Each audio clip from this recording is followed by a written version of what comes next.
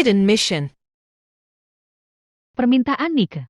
Ruangan yang biasanya hening karena semua orang fokus dengan pekerjaan mereka, kali ini terlihat sedikit berbeda ketika Ethan memasukinya.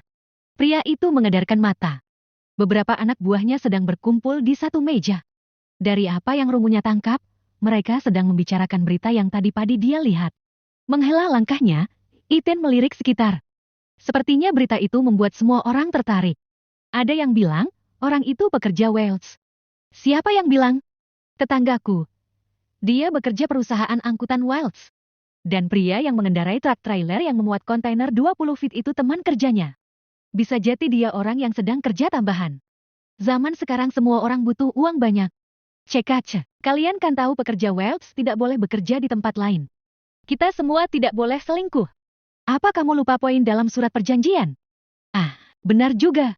Jadi, itu barangnya Wells? Menurut kalian, apa isinya? Kenapa tidak ada berita tentang isi dari kontainer tersebut? Mungkin kontainer kosong. Tidak mungkin. Jelas-jelas truk itu ada di dekat bandara. Itu berarti, dia baru ambil barang dari kapal. Ethan mendengar bisik-bisik itu. Pria itu tidak berkomentar, hanya melanjutkan langkah menuju meja kerjanya. Waktu memang masih menyisakan 15 menit sebelum jam kerja dimulai. Itu sebabnya Ethan membiarkan mereka bergosip. Lagi pula, dia pun merasa senang mendengarnya. Sekalipun berita itu tampak begitu rapi ditutupi, tapi toh nyatanya orang-orang yang mau menggunakan isi kepala mereka tetap akan penasaran mengetahui kebenarannya. Meskipun pada akhirnya mereka harus puas hanya dengan tebakan-tebakan mereka. Ethan mulai membuka laptopnya. Pria itu mengernyit ketika melihat salah satu karyawannya terlihat fokus dengan laptopnya, sementara teman-temannya yang lain masih bergosip. Bahkan para lelaki pun masih asyik membahas berita tadi pagi. Kenyitan pada kening Ethan bertambah ketika dia bisa membaca gerak bibir wanita dengan rambut tergelung asal dan kacamata tebal tersebut mengucap makian. Damn deh. Ashley. Lalu wanita yang Ethan kenal dengan nama Chloe itu membuka kacamata. Tangan wanita itu mengusap kasar wajah sebelum menelungkupkannya ke atas lipatan tangan di atas meja. Penasaran, Ethan ingin tahu apa ada masalah dengan pekerjaan Chloe. Pria itu kemudian beranjak, lalu menghela sepasang kakinya menghampiri meja kerja sang bawahan yang masih belum merubah posisinya. Miss Chloe. Yang dipanggil namanya tersentak. Kepala yang sebelumnya terkubur di atas lipatan tangan tersebut, terdongak ke atas. Sepasang manik hazel itu mengerjap. Wanita itu buru-buru menegakkan punggung begitu melihat siapa yang sudah berdiri menjulang di depannya. Chloe segera meraih kacamata yang ia letakkan sembarang di atas meja, kemudian mengenakannya kembali. Wanita itu memperbaiki rambutnya dengan menyelipkan helai rambut yang lepas dari gulungannya ke belakang telinga, kemudian berdeham. Maaf. Kening Ethan mengernyit. Pria yang sudah melipat kedua tangan di depan dada tersebut menatap curiga sang bawahan. Sepasang kaki panjang itu terela dengan sendirinya memutari meja. Baru saja Ethan menurunkan tubuh untuk melihat apa yang membuat sang bawahan mengumpat, pemilik laptop itu sudah terlebih dahulu menutup tampilan layar. Ethan menoleh ke samping, lalu sepasang netra pria itu menatap tajam wanita yang masih duduk di sampingnya sementara dirinya sendiri, masih dengan posisi sedikit membungkuk, hingga dia bisa dengan jelas melihat wajah bawahannya. Maaf, Pak. Saya pikir, jam kerja belum dimulai, JT. Ethan menegakkan tubuhnya. Mata tajam pria itu mengamati bawahannya. Dia memang belum sempat melihat dengan jelas tampilan layar laptop Chloe, tapi dia tahu pasti. Tampilan layar wanita ini berupa data. Bukan sesuatu seperti yang sedang dijelaskan oleh Chloe sebagai alasan. Kamu yakin tidak ada masalah dengan pekerjaanmu? Chloe dengan cepat menggelengkan kepala sembari menyahut. Tidak ada, Pak. Semuanya beres. Chloe mengulas senyum meyakinkan yang justru dibalas Ethan dengan kenyitan dalam. Seolah pria itu tidak mempercayai apa yang Chloe sampaikan. Beberapa detik, Ethan hanya mengamati sang bawahan, sebelum akhirnya pria itu memutar tubuh kemudian kembali melangkah ke tempatnya. Di mejanya, Chloe menghembuskan nafas panjang. Wanita itu tanpa sadar mengusap dadanya. Buru-buru Chloe kembali membuka data pada laptopnya. Ethan menarik laptopnya mendekat. Dia jelas-jelas melihat data berupa deretan angka sesaat sebelum Chloe menutupnya. Ethan yakin, tampilan layar laptop bawahannya bukan berita selebriti seperti yang wanita itu sampaikan. Ethan mengangkat kepala, kemudian menoleh ke arah meja tempat Chloe bekerja. Ada yang tidak biasa, Ethan mulai berpikir. Sayangnya, pikiran Ethan terpecah saat mendengar nada dering ponselnya. Ethan segera mengeluarkan benda yang tidak seberapa besar, namun memiliki fungsi luar biasa yang bisa menghubungkan seseorang dimanapun mereka berada tersebut, lalu mengangkatnya. Ethan, aku ingin bicara denganmu. Baik, Aku akan mengirimkan alamatku padamu. Tunggu. Nick langsung mengakhiri panggilan. Tak lama menunggu, ponsel Ethan kembali mengeluarkan suara. Kali ini suara notifikasi pesan masuk. Ethan menggulir layar. Sepasang netra pria itu mengerjap sebelum hembusan nafas cukup panjang keluar dari mulutnya. Siang itu, sesuai dengan permintaan Nick, untuk pertama kalinya Ethan memasuki kawasan Mansion Wales. Setelah memasuki pelataran luas kediaman Wales dan turun dari kendaraannya, Ethan mengedarkan matanya. Kawasan tersebut tidak hanya berisi satu mansion yang nyaris menyerupai tempat tinggal para raja. Di sekitarnya ada bangunan-bangunan lebih kecil yang tidak kurang mencengangkan siapapun yang melihatnya. Marco pernah bercerita jika dulu sang ibu tinggal di mansion utama karena dia adalah istri pertama Ramon. Sementara dua istri Ramon yang lain memiliki mansion sendiri-sendiri dengan ukuran yang lebih kecil. Sepasang mata Ethan mengamati satu mansion paling besar yang sudah bisa dipastikan sebagai mansion utama. Di sanalah dulu Rosalind Wales ibunya pernah tinggal. Ethan menarik nafas panjang, lalu menghembuskannya. Permisi. Ethan menoleh. Mari, silakan ikut saya. Tuan Nick sudah menunggu. Ethan menganggukkan kepala, kemudian mengikuti langkah kaki seseorang dengan seragam security. Yang tadi itu mansion utama, tempat Tuan Ramon tinggal. Mendengar sang security bicara, Ethan yang tadinya tidak berniat menanyakan apapun menoleh. Dua orang itu masih menghela kaki menuju satu tempat tinggal yang posisinya berada di belakang. Apa, ibu Pak Devon juga tinggal di mansion itu? Sedikit ragu, Ethan bertanya. Rasa ingin tahu menggelitiknya. Ethan mengernyit ketika mendapati gelengan kepala sang security. Kalau begitu, ibu Pak Nick. Ethan bertanya dengan sepasang alis yang sudah berkerut. Jika bukan istri kedua yang tinggal bersama pria itu, berarti istri ketiganya. Lalu, kenapa Nick merasa seperti dianaktirikan hanya karena dia anak dari istri ketiga, jika pada kenyataannya pria itu lebih memilih tinggal bersama ibu Nick? Ethan mulai berpikir jika mungkin Ramon memiliki alasan lain memilih Devon sebagai penerusnya. Bukan Nick. Mereka tinggal di mansion mereka masing-masing. Setiap istri tuan punya mansion sendiri-sendiri. Sang security menjelaskan. Dia bisa memaklumi jika orang baru ini pasti belum tahu banyak tentang keluarga Wales. Kenapa bingung begitu? Respon sang security ketika melihat bagaimana Ethan menatapnya. Pria itu terkekeh ringan. Kekayaan tuan tidak akan habis 10 turunan. Jadi bukan hal aneh jika dia membuatkan mansion sendiri-sendiri untuk para istrinya. Pria itu menghentikan langkahnya, lalu memutar tubuh. Ethan yang penasaran, lalu mengikuti. Itu, dua mansion kembar itu tempat tinggal Nyonya Maria dan Nyonya Yolanda. Pria dengan seragam tersebut menunjuk dua bangunan besar dan mewah yang berdiri berjejeran. Ethan menganggukkan kepala. Pria itu kemudian menoleh ke samping. Jadi, mansion utama hanya untuk Tuan Ramon. Melihat anggukan kepala pria itu, Ethan mengedip. Seperti para raja, dia akan memilih di mana malam ini akan menginap. Gumaman Ethan yang didengar oleh sang security membuat sang security terkekeh dengan kepala mengangguk. Tuan Ramon memang seperti seorang raja. Ujar pria itu menimpali. Ethan tak lagi menimpali. Pria itu kembali memutar tubuh lalu melanjutkan langkah. Dari kabar yang aku dengar, dulu, Tuan Ramon tinggal dengan istri pertamanya. Lalu, setelah wanita itu kabur dengan bodyguardnya. Kabur?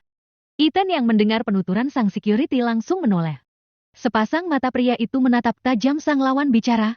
Apa yang baru saja dia dengar? Ibunya kabur. Dengan bodyguardnya. Omong kosong apa ini? Jangan keras-keras.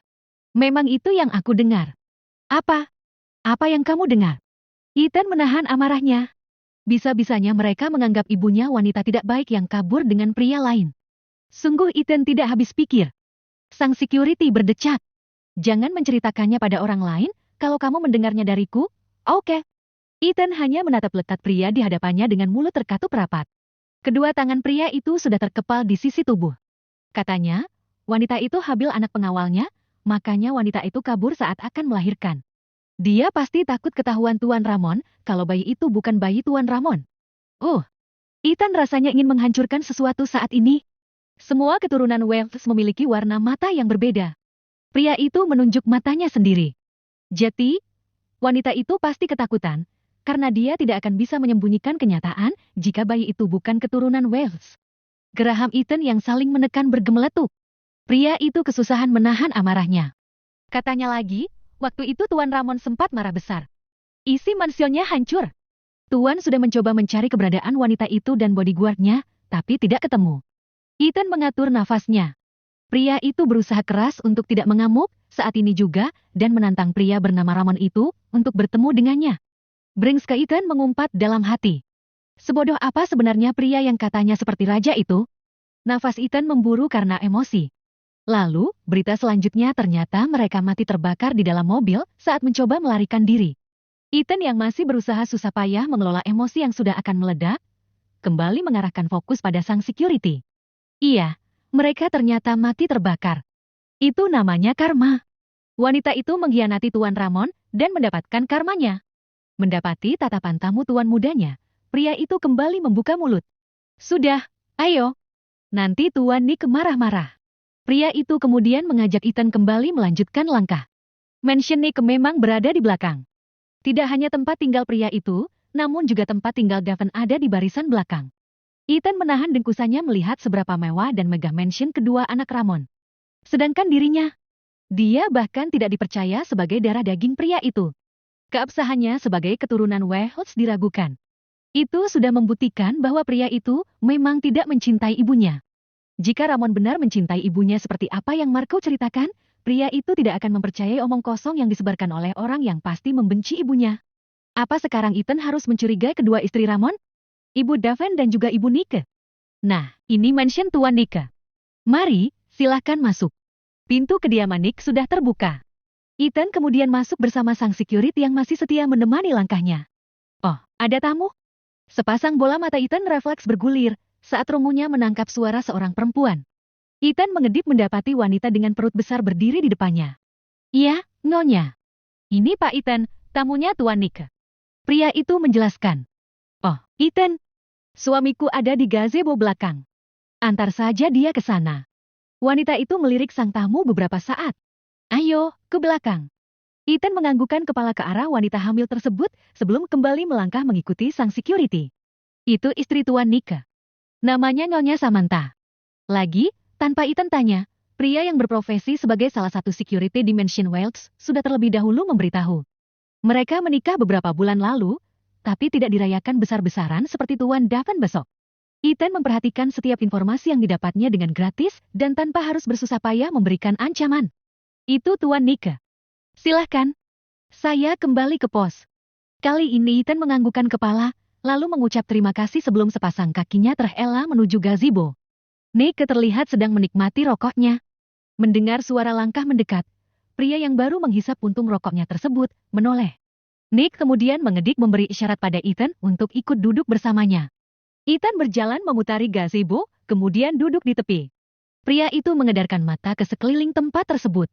Kenapa Bapak tidak ke kantor? Ethan bertanya tanpa memutar kepala. Dia sedang merasakan kenikmatan yang Nick dapat sebagai seorang keturunan Wales. Menurut saya, istri Bapak belum akan melahirkan. Ujarnya. Nick tertawa. Jadi, kamu sudah bertemu dengan Samantha? Bagaimana menurutmu? Apa menurutmu wanita itu lebih cantik dari para wanita di klub waktu itu? Ethan akhirnya memutar kepala, akan tetapi pria itu tidak membuka sedikit pun bibirnya. Nick terkekeh melihat ekspresi Ethan.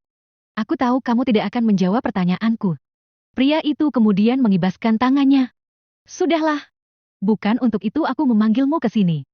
Nick kemudian mematikan puntung rokok yang masih menyala. Pria itu menekan ujungnya ke dalam asbak, hingga asap putih mengepul untuk beberapa saat.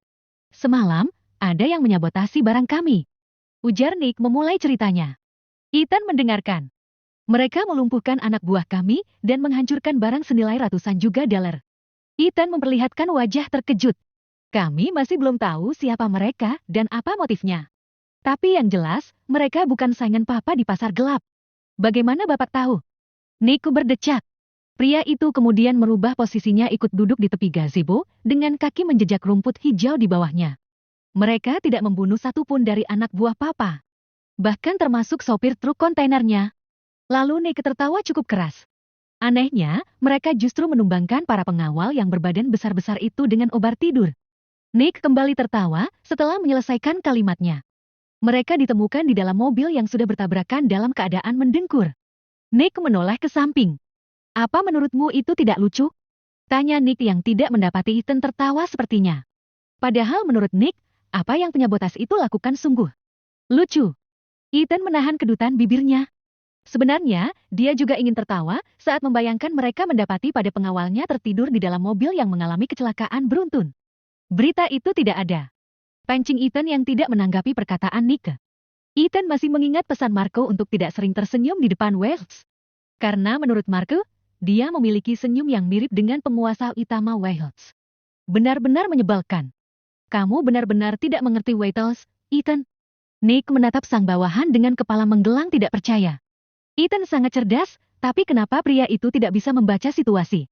Siapa yang tidak tahu nama Wales dan bagaimana sepak terjangnya? Meskipun pada akhirnya mereka memilih tetap menutup mulut seolah tidak mengerti. Dan kenapa juga aku begitu percaya padamu? Nick kembali menggelengkan kepala. Apa kamu sudah melakukan sesuatu padaku? Pria itu memicing ke arah Ethan yang mengerutkan alisnya. Tuduh? Tanya Ethan dengan satu alis yang kini terangkat. Nick tertawa. Sepertinya kamu memang sudah menggunakan ilmu hitam untuk membuatku tunduk. Pria itu menggeplak punggung bawahannya. Ini pertama kalinya Nick bisa begitu dekat dengan bawahan yang belum lama dia kenal. Kata belum lama sepertinya terasa jauh lebih lama dibanding kenyataan berapa jam tepatnya dia mengenal Ethan saat langsung merasa begitu nyaman dan mempercayainya. Sepertinya akan saya pikirkan. Celetuk Ethan. Apa? Nick sudah kembali menoleh ke samping. Widu. Ujar Ethan yang justru membuat Nick kembali tergelak. Sepertinya bapak sudah dari rumah sakit. Kening Nick mengernyit. Ethan mengedik ke arah wajah atasannya. Sudah tidak meringis waktu tertawa. Dan Nick kembali tertawa. Ethan memang menyenangkan. Dia jarang berucap panjang. Kalimat-kalimat pendeknya seringkali menggelitik telinganya hingga dia tidak bisa menahan tawa. Padahal mungkin Ethan mengatakannya tanpa tendensi melawak. Melihat dari wajah Ethan yang selalu datar dan serius, Nick yakin Ethan bukan pelawak yang sedang menyamar menjadi seorang akuntan. Kamu salah. Ethan menatap sang atasan dengan sorot tidak percaya. Melihat cara Ethan menatapnya, Nick berdecak cukup keras. Aku ini Wales, Ethan. Ingat itu. Bukan aku yang harus ke rumah sakit untuk menemui dokter, tapi mereka yang datang ke sini untuk memberiku perawatan. Nick tersenyum dengan alis terangkat. Tampang pria itu terlihat begitu bangga dan percaya diri. Ethan menahan dengkusannya. Ya, dia melupakan hal itu. Dia lupa jika Wales adalah sang penguasa. Semua orang akan tunduk pada mereka. Ethan mencibir dalam hati. Apa yang dibanggakan jika uang yang membuat mereka seperti sang penguasa didapat dari bisnis gelap? Ethan, yang dipanggil menatap dengan kenyitan. Apa kamu bisa membantuku bertransaksi? Melihat tatapan ingin tahu Ethan, Nick menyebut satu benda psikotropika. Pria itu mendesah. Samantha sudah mulai rewel. Dia bilang dia takut anaknya lahir tanpa bapak. Nick terkekeh. Makanya dia memintaku berhenti berdagang. Tanpa menjelaskan secara detail, Ethan tahu berdagang yang Nick maksud adalah perdagangan barang-barang terlarang dan ilegal. Bukankah itu bagus? Ethan bertanya yang dijawab Nick dengan decakan. Kamu tidak tahu sesulit, apa bisa masuk ke perdagangan itu?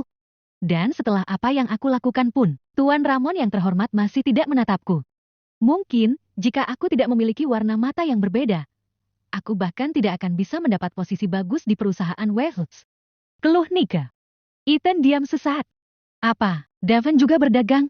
Nick menatap aneh Ethan. Tentu saja. Kamu pikir dia bersih? Nick kemudian berdecih. Tampang luarnya mungkin seperti orang baik, tapi kamu akan terkejut saat melihat seperti apa aslinya Davin. Mungkin karena itu ayah kalian lebih memilih Davin? Hah? Karena dia lebih mengerikan dariku? Nick berdecak tidak suka. Dia lebih buruk dariku. Dia tidak bisa bekerja, hanya bisa memerintah. Dia beruntung karena memiliki orang-orang yang pintar di sektornya. Hanya itu kelebihannya. Nick menghembuskan nafas panjang. Dan sekarang, aku punya kamu. Aku ingin kamu mendukungku. Dengan kecerdasanmu, aku yakin aku akan bisa memimpin Wales. Pergerakan Ethan untuk mendapat kepercayaan penuh Nick.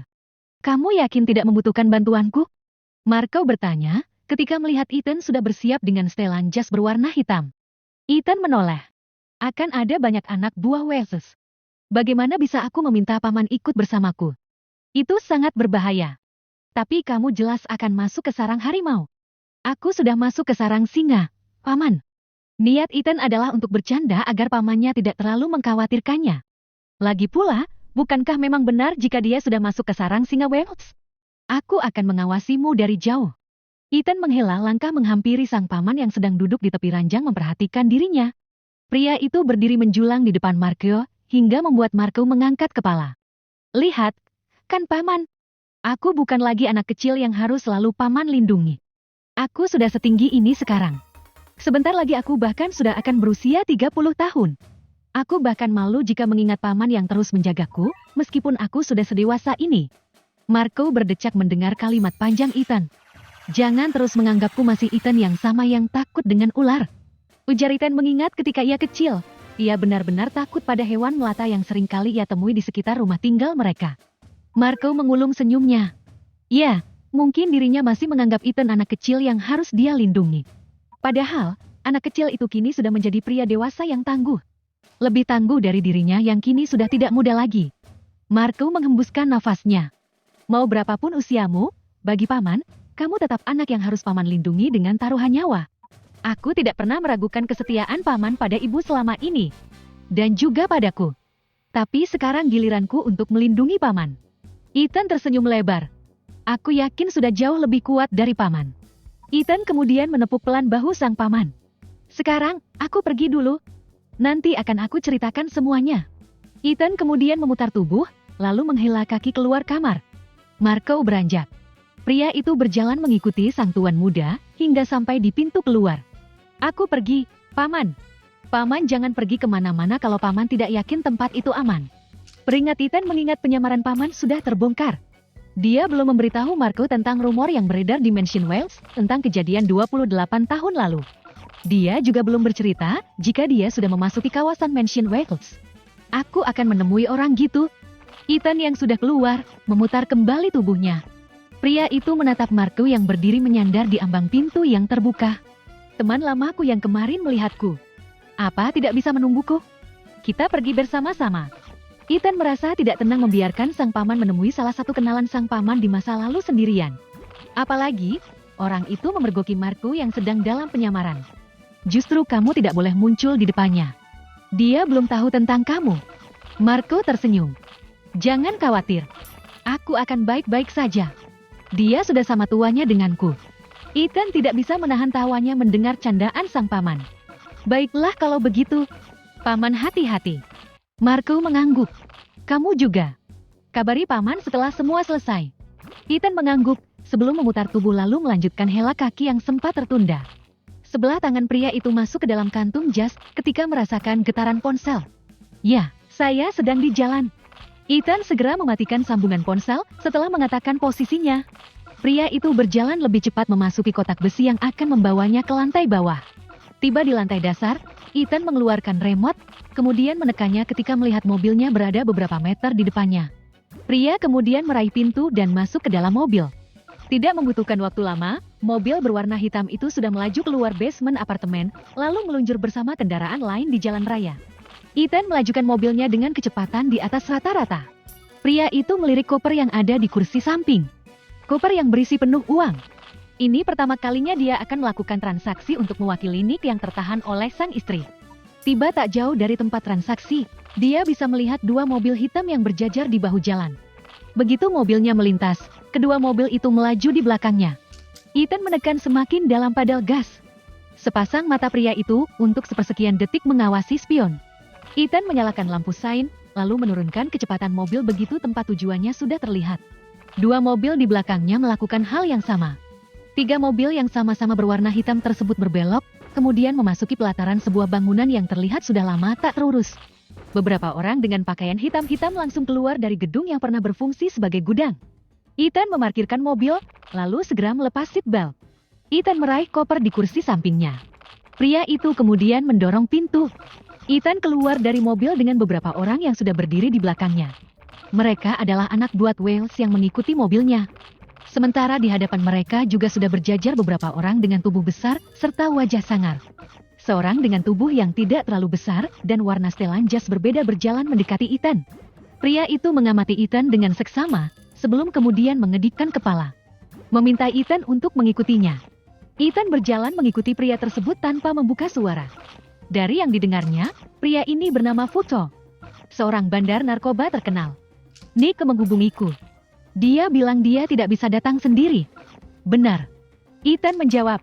Apa istrinya sudah mulai menguasai pria itu? Ethan mengernyitkan kening. tidak menyangka akan ada perbincangan seperti ini. Dia pikir, dia hanya akan menemukan ketegangan. Tidak mendapati respon dari orang kepercayaan Nick, pria dengan rambut keriting, serta kumis tipis itu menoleh. Sepertinya benar begitu. Pria itu menjawab sendiri pertanyaannya. Itu, barangnya ada di sana. Fuko menunjuk ke satu sisi gudang. Ethan menoleh, lalu membelokkan langkah kakinya ke tempat tersebut bersama dengan Fuko. Di belakang dua orang tersebut, beberapa pengawal berjalan mengikuti, sementara beberapa berjaga di luar gudang. Dua orang anak buah Fuko yang sudah berada di samping barang yang akan mereka transaksikan, segera membuka penutup bak truk besar. Dua orang anak buah Wales kemudian naik ke bak truk. Mereka berdua mengecek barang di dalam bak truk tersebut. Beberapa saat Ethan memperhatikan dari tempatnya berdiri, menunggu kedua anak buah Nick yang sedang memeriksa barang mereka. Oke, bos. Salah seorang yang berada di atas truk untuk memeriksa barang, memperlihatkan ibu jarinya. Ethan menoleh, memanggil salah satu pengawal lain Wells, kemudian memberikan koper yang dia bawa semenjak turun dari mobil. Pria itu kemudian menghela kaki, lalu dengan dua tangan berpegangan pada sisi bak truk. Ethan mengangkat tubuhnya dengan cepat, lalu melompat ke atas bak. Ethan mengedarkan matanya. Pria itu membungkuk. Tangannya mulai menyentuh, mengambil, kemudian mencium dedaunan yang sudah dikeringkan, dan dipek dengan rapi. Ethan menoleh ke bawah di mana Fuko masih berdiri menunggu. Ethan tersenyum, sembari mengangkat satu pek barang yang akan mereka transaksikan. Fuko terlihat menghembuskan nafas panjang. Seolah pria itu merasa lega, karena pelanggannya terlihat puas dengan barang dagangannya. Ethan kembali membungkuk, mengembalikan barang yang dia ambil ke tempatnya. Namun, pria itu tidak langsung turun. Ethan justru membongkar bagian lain tumpukan berpakpek daun kering yang harganya tidak main-main. Ethan mendengkus begitu menemukan sesuatu yang mencurigakan. Kepala pria itu menoleh ke bawah, lalu menggelang pelan. Seperti sudah tahu apa yang ditemukan oleh Ethan, beberapa pengawal Wales langsung mengeluarkan lalu menodongkan senjata api mereka ke arah Fuko dan beberapa anak buahnya. Fuko yang tidak bersiap, mengangkat kedua tangan begitu melihat ujung pistol sudah terarah ke kepalanya. Bukan seperti ini cara berdagang, Fuko. Ethan berdiri sembari mengangkat dua pek daun kering, kemudian melemparnya ke arah Fuko. Oh, itu aku tidak tahu. Fuko mencoba mengelak. Ethan melompat turun dari bak truk. Pria itu menghela langkah lebar ke arah Fuko, lalu tanpa aba-aba melepaskan pukulan tepat ke arah sisi wajah kiri Fuko, hingga pria itu terjatuh. Ethan melompat. Satu kaki pria itu menekan dada Fuko yang belum sempat bangkit setelah terjatuh karena pukulan tangannya. Aku tidak suka berbisnis dengan orang yang tidak bisa dipercaya. Ethan menekan telapak kakinya lebih kuat, hingga membuat Fuko semakin meringis. Sementara beberapa pengawal Fuko yang sudah akan bergerak membantu atasannya berhenti bergerak saat ujung pistol menyentuh pelipis mereka. Kedua tangan Fuko memegang kaki Ethan mencoba menahan tekanan kuat kaki lawannya. Dia tidak menyangka orang baru yang dikirim oleh Nick, ternyata tidak bisa dia perdaya. Tadinya, dia mencoba peruntungannya untuk bisa mengeruk lebih banyak keuntungan. Dia mencampur barang dagangannya dengan daun tembakau kering yang dia letakkan di tumbukan bawah secara acak. Dia sudah mengatur sedemikian rupa, hingga berpikir tidak akan ketahuan. Dua orang anak buah Nick yang sudah sering ikut dengan Nick saja tertipu. Aku hanya mengujimu. Fuko kembali membuka mulut. Dadanya terasa sakit. Entah berapa beban tubuh yang lawannya timpakan ke dadanya, hingga dia merasa seperti sedang menahan beban yang sangat berat. Tadi kamu bilang tidak tahu, dan sekarang bilang mengujiku? Ethan tertawa keras. Kamu kira aku anak ingusan yang bisa kamu bohongi? Kamu baru di bisnis ini. Tapi tidak buat Ethan menekan suaranya. Tatapan mengerikan Ethan membuat Fuko siut nyalinya. Maaf. Berdiri. Perintah Ethan. Pria itu menurunkan kaki dari dada sang lawan. Ethan menatap Fuko yang memiringkan tubuh sambil terbatuk mengusap dadanya. Ethan menoleh ke arah para bodyguard Wales, kemudian memerintahkan mereka untuk mengambil alih semua persenjataan lawan mereka. Dengan cepat mereka bertindak. Merampas senjata api, juga pisau yang tersembunyi di balik pakaian mereka. Fuko berdiri sambil sesekali meringis. Buang senjatamu. Perintah Ethan sembari menatap tajam Fuko. Yang diperintah mendesah, kemudian memasukkan tangannya ke dalam jas. Fuko mengeluarkan senjata apinya, lalu melemparnya ke lantai. Salah satu anak buah Wales bergegas mengambilnya. Sekarang, apa yang akan kamu lakukan? Apa aku harus melapor pada Nick apa yang aku temukan? Tantang Ethan. Kamu pasti sudah tahu bagaimana seorang Wales. Berani-beraninya kamu bermain dengan kami. Kamu bukan Wales. Fuko menatap kesal lawan bicaranya. Pria bernama Ethan ini bukan Wales, makanya dia berani bermain-main. Sayangnya, Dia sedang sial sampai tidak berhasil mengelabuhi anak buah Nick yang pria itu kirim untuk mewakilinya. Ethan menyeringai. Baiklah, aku akan melapor sekarang. Jangan. Dia akan membunuhku. Ethan berdecak. Kalau kamu tahu nyawamu bisa melayang, kenapa kamu berani mengelabuhi kami? Memang menurutmu apalagi alasannya? Ethan langsung menajamkan tatapan matanya. Sudah tahu bersalah, Fuko masih berani mengeraskan suara padanya. Pria ini sungguh tidak tahu diri. Ethan menatap marah Fuko yang kemudian mendesah menyadari kemarahan lawannya. Ternyata kamu lebih menakutkan dari anak Ramon Wefuts. Fuko mengusap pipinya dengan punggung tangan. Baiklah, tunggu sebentar. Kami akan menyiapkan barangnya. Fuko lalu meminta anak buahnya untuk memisahkan barang yang asli dengan yang palsu. Ethan tidak tinggal diam. Dia meminta 4 orang pengawal yang ikut bersamanya untuk mengawasi pekerjaan mereka. Ethan berdiri dengan kedua tangan terlipat di depan dadanya. Pria itu tidak mengalihkan sedikit pun tatapan matanya dari beberapa orang yang sedang bekerja memisahkan daun ganja dengan daun tembakau. Pria itu sudah seperti seekor harimau yang sedang mengintai mangsanya dengan sabar. Seolah mencari celah dan waktu yang tepat untuk menerkam sang mangsa. Fuko bergidik saat mengalihkan tatapan matanya dan bertemu tatap dengan sepasang mata mengerikan Ethan. Dia tidak tahu Nicholas Wales memiliki tangan kanan yang lebih mengerikan dari sang tuan sendiri. Siapa orang itu? Fuko menggumam sembari melirik ke arah Ethan. Ethan meraih ponselnya. Pria itu menatap layar sesaat sebelum menekan tombol hijau. Ya, bagaimana? Tanya Nick dari rumahnya. Pria itu sedang duduk di meja kerjanya. Sepasang bola mata Ethan bergulir ke arah truk di mana beberapa orang masih belum selesai dengan pekerjaan mereka. Termasuk Fuko yang juga turun tangan sendiri ikut memisahkan barang yang benar meski mulutnya tak berhenti mengumpat. Salah sendiri sudah berani bermain-main dengan orang kiriman Nick Wales. Belum selesai. Sahut Ethan santai, sementara sepasang matanya tidak meninggalkan Fuko dan anak buahnya. Apa ada masalah? Nick mulai curiga. Pria itu sudah meluruskan punggung yang sebelumnya menyandar nyaman ke kursi. Tidak biasanya Fuko belum menyiapkan barangnya saat waktu transaksi yang sudah ditentukan tiba. Fuko adalah salah satu supplier yang sudah bekerja dengannya beberapa tahun terakhir. Dan selama itu, setiap kali mereka melakukan transaksi, semua barang sudah siap saat dia tiba. Tidak. Bohong Ethan. Sesaat Nick terdiam dengan kening mengernyit. Otaknya mengatakan ada yang janggal, tapi suara tegas Ethan meyakinkan dirinya. Pria itu kemudian menghembus pelan nafasnya. Baiklah kalau begitu. Ethan langsung menutup panggilan telepon dari sang bos. Dia memang bekerja di perusahaan Wild sebagai seorang akuntan, tapi lihat apa yang saat ini dia kerjakan. Dia sedang melakukan transaksi perdagangan gelap keluarga Wales. Bukankah ini luar biasa? Secepat ini dia masuk ke dunia gelap mereka. Nyaris 1 jam Ethan menunggu, sampai akhirnya Fuko dengan keringat membasahi wajah dan tubuh pria itu turun dari bak truk, kemudian menghampiri Ethan. Susah selesai. Ethan mengalihkan tatapan mata ke arah barang yang berceceran di bawah truk. Barang yang tidak lain adalah daun tembakau yang sudah dikeringkan dan diracik seolah itu adalah daun ganja. Ethan mendengkus. Itu paling tidak 1/3 dari jumlah yang semula akan kamu berikan pada kami.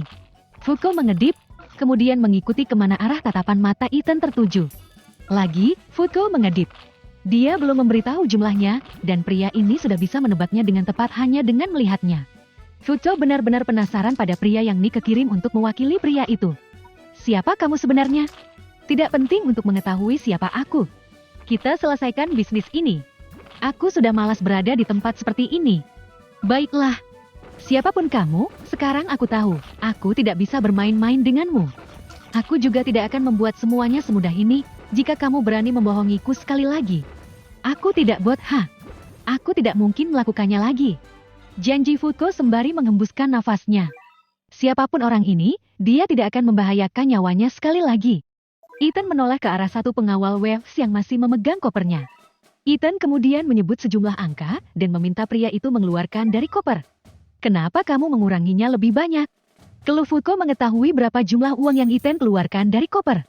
Jumlah itu melebihi 1/3 dari jumlah yang seharusnya. Pria itu menatap kesal Ethan. Ethan mengangkat lengan kirinya. Apa kamu tahu berapa waktu kami yang sudah terbuang karena ulahmu? Balas Ethan. Tapi kamu tidak bisa melakukan ini. Aku bisa bangkrut. Keluh Fuko sembari menatap ke arah tumpukan uang yang sudah keluar dari tempatnya. Tangannya sudah gatal untuk meraihnya. Ini pelajaran buat kamu, untuk tidak mengulangi kesalahan yang sama. Aku sudah berjanji tidak akan mengulanginya. Ethan mencibir. Aku belum bisa percaya padamu. Ayolah, Ethan. Orang-orang seperti kami ini mengutamakan janji. Ethan langsung berdeci keras. Lalu apa yang baru saja kamu lakukan? Sepasang mata Ethan mendelik, hingga membuat Futo mengerut, lalu sepasang kaki pria itu terhela ke belakang dengan sendirinya.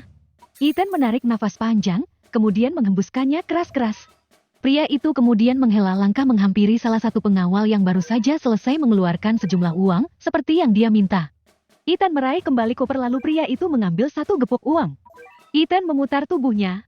Pria itu, dengan satu koper besar berisi penuh uang, dan satu gepok uang di tangan yang lain menghampiri Futo, kemudian menyerahkan koper itu pada sang bandar.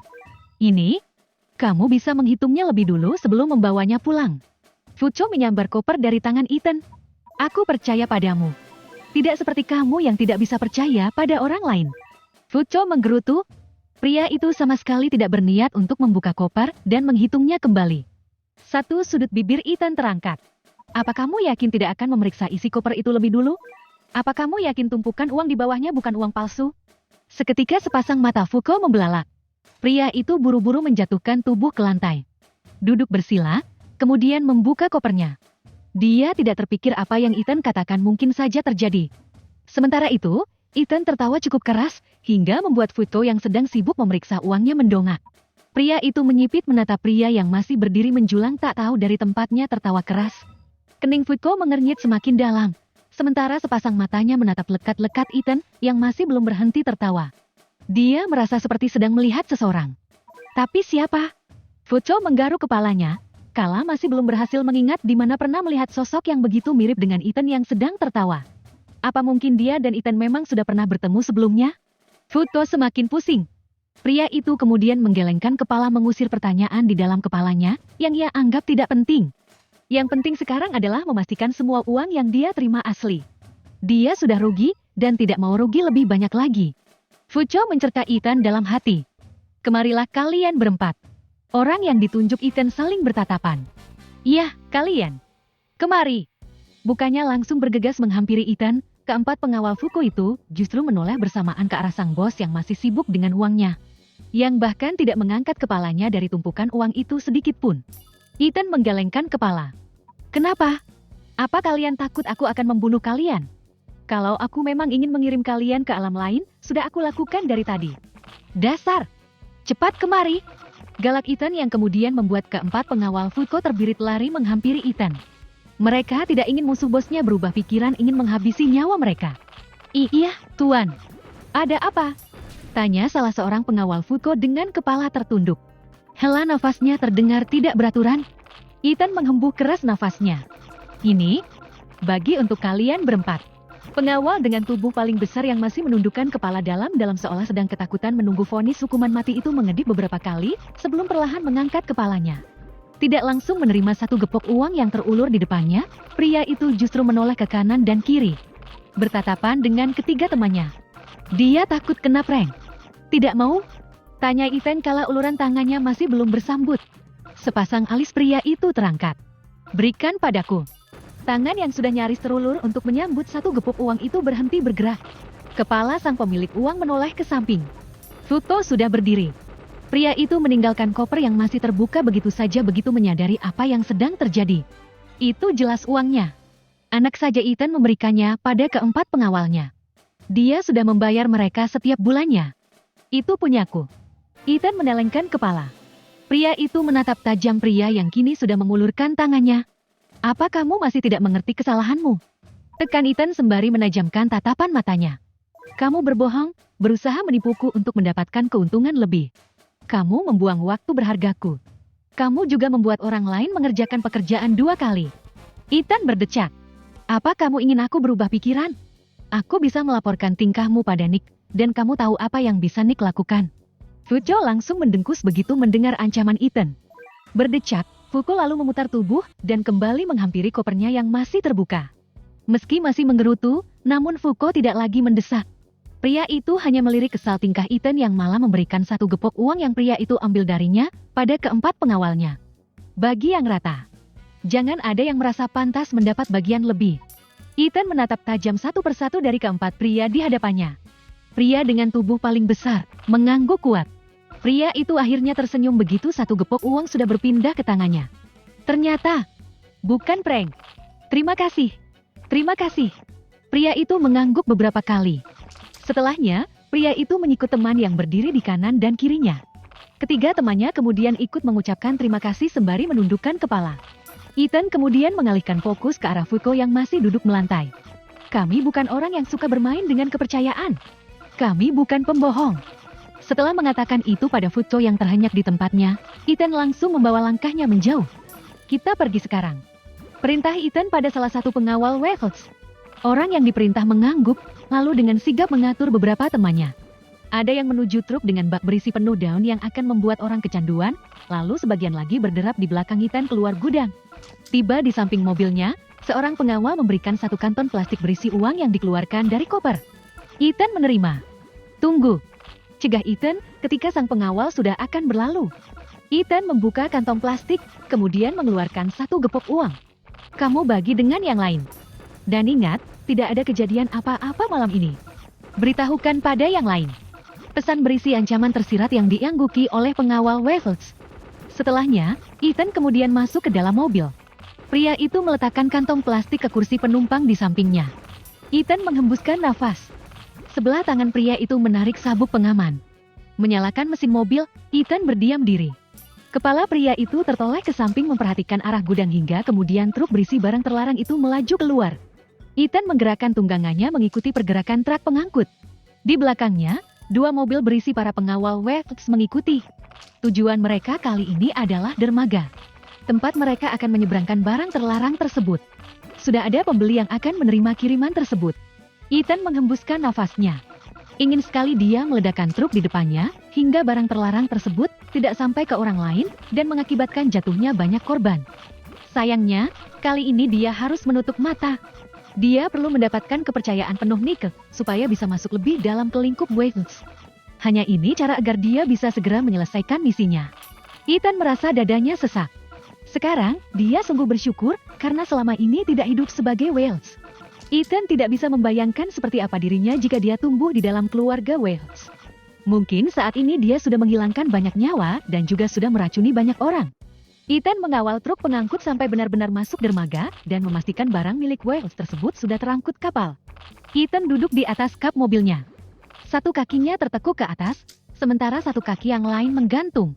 Pria itu menatap hamparan laut yang memperlihatkan beberapa kerlip lampu yang berasal dari beberapa kapal yang sedang berlayar.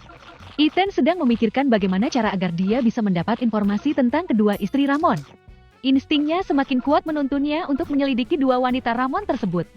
Setelah mendengar sedikit informasi yang dia dapat dari Security Mansion West, hanya dua orang itu yang terpikir olehnya yang mungkin tidak menyukai posisi ibunya, lalu berusaha untuk menyingkirkan sang ratu. Tentu saja itu berkaitan dengan kekuasaan untuk keturunan mereka. Ethan kembali menghembuskan nafasnya.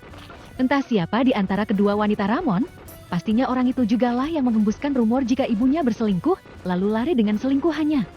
Ethan tertawa keras. Kepala pria itu menggelang. Kekayaan. Kekuasaan. Demi hal itu orang bisa begitu tega pada orang lain. Tidak hanya memfitnah, bahkan berusaha membunuh.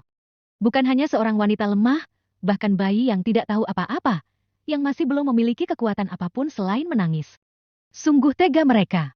Ethan memukul udara saat merasa dadanya sesak. Bos. Ethan mengernyit, lalu menoleh. Pria itu menatap bingung seorang pengawal yang berdiri di sampingnya. Kenapa masih ada di sini? Tanya Ethan tidak menyangka jika pengawal Waffles ternyata masih belum meninggalkan dermaga. Karena bos masih di sini. Jawab bodyguard tersebut. Ethan berdecak. Saya bukan bos kalian. Pulanglah. Sudah larut. Keluarga kalian pasti sudah menunggu. Tapi, bos. Ethan menghembuskan nafasnya. Sudah saya bilang, saya bukan bos kalian. Saya Ethan. Panggil Ethan saja. Perintah Ethan di ujung kalimat. Pria itu menatap Ethan enggan. Merasa tidak enak hati memanggil nama langsung orang yang dianggapnya bos. Sekalipun dia belum lama mengenal pria kepercayaan Nick Waffles yang sudah lama diikutinya, namun, pria ini pantas menjadi bosnya. Saya tidak mau berbebat. Sekarang, pulanglah. Suruh semua pulang. Beristirahatlah di rumah. Bertemu dengan keluarga kalian. Itu yang paling berharga. Ethan mengangkat sedikit satu sudut bibitnya. Pria itu segera mengembalikan ekspresi wajah ketika mengingat pesan sang paman untuk tidak banyak tersenyum. Meskipun Ethan kesal setiap kali mengingat pesan sang paman tentang senyum, namun Ethan tetap mengikutinya. Dia sendiri belum bertemu secara langsung dengan penguasa tertinggi Westeros, akan tetapi dia tahu. Pamannya tidak mungkin mengatakan omong kosong. Dia harus menelan kekesalannya. Baiklah, kalau begitu, kami permisi. Dan, terima kasih untuk hadiahnya. Pria itu membungkukkan tubuhnya, sebelum berputar kemudian berjalan cepat menjauh. Ethan akhirnya tersenyum setelah melihat tubuh sang pengawal menjauh. Sepasang mata pria tersebut mengawasi dua mobil hitam yang sebelumnya tidak dia sadari terparkir di ujung sana, mulai bergerak menjauhi area dermaga. Ethan mengembalikan pandangannya ke hamparan gelap di hadapannya. Angin malam yang cukup dingin membuat pria itu melipat kedua tangan di depan dadanya. Pria itu masih berdiam di tempatnya hingga beberapa waktu. Ethan akhirnya melompat turun, lalu berjalan menuju pintu pengemudi. Pria itu mengernyit ketika masuk ke dalam mobil dan mendapati ponselnya menyala. Beberapa kali panggilan masuk dari pamannya yang tidak terjawab lantaran Ethan meninggalkan ponsel dalam mode silent di atas dashboard. Duduk di kursi belakang kemudi, Ethan kemudian menggulir layar. Perasaannya tidak tenang. Dia ingat jika sang paman malam ini berencana menemui seseorang yang mengenalnya di masa lalu. Pria yang mengenali sang paman di bar malam itu. Ethan menunggu sang paman menyahut panggilannya dengan tidak sabar. Pria itu berdecak sembari beberapa kali menggumam. Angkat, paman. Angkat. Ethan akhirnya mengembuskan nafas lega begitu mendengar suara sang paman. Paman di mana? Apa terjadi sesuatu dengan paman? Tanya bertubi Ethan yang begitu mengkhawatirkan pamannya. Bagi Ethan, Marco sudah seperti sosok ayah yang tidak pernah dia miliki dalam hidupnya. Ethan, Ethan. Suara sang paman yang sedikit bergetar ketika menyebut namanya, membuat pria 28 tahun tersebut semakin cemas. Bayangan akan hal buruk yang mungkin menimpa sang paman, membuat Ethan takut. Paman kenapa? Apa pria itu mengancam paman? Ethan bertanya kembali ketika Marco tidak menjawab pertanyaan pertamanya. Dia sungguh cemas. Mereka menciptakan berita bohong, Ethan. Mereka membuat Nyonya Roseline mati di mata Tuan Ramon.